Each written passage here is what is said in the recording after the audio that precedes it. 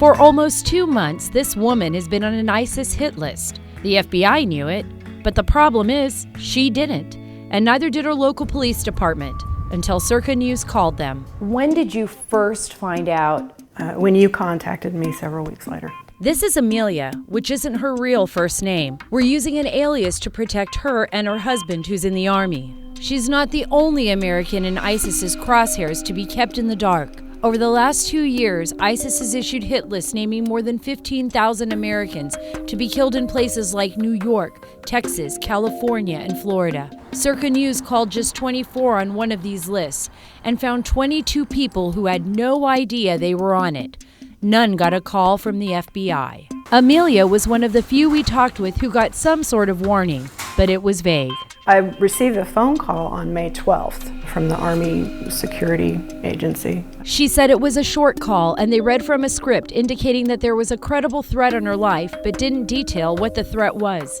No mention of ISIS at all.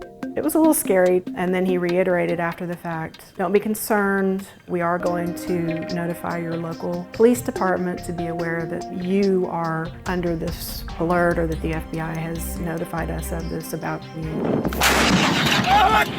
They're targets for radicalized lone wolves and terror cells. After Amelia got the call, she didn't know what to do. I really didn't know where to contact anybody to get any more answers. They did tell me that if I needed to contact a local FBI agency in this region, I could, but honestly, as a regular citizen, I'm not really even sure how I would do that. We called the Army to find out why she'd even been on a hit list.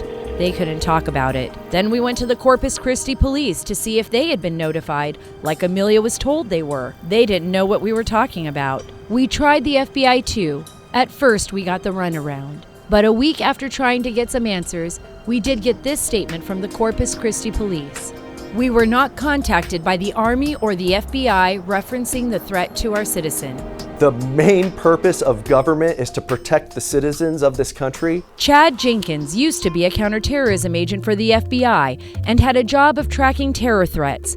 Today, he runs his own security firm. If we aren't notifying private citizens, that is a disservice. We need to be asking those questions as fellow Americans why that's not being done right now, especially with the evolving threat that we have seen so recently from ISIS-inspired and ISIS themselves here in America. FBI officials offered this statement to Circa News, saying they are working hard to alert anyone who fell through the cracks of the notification system.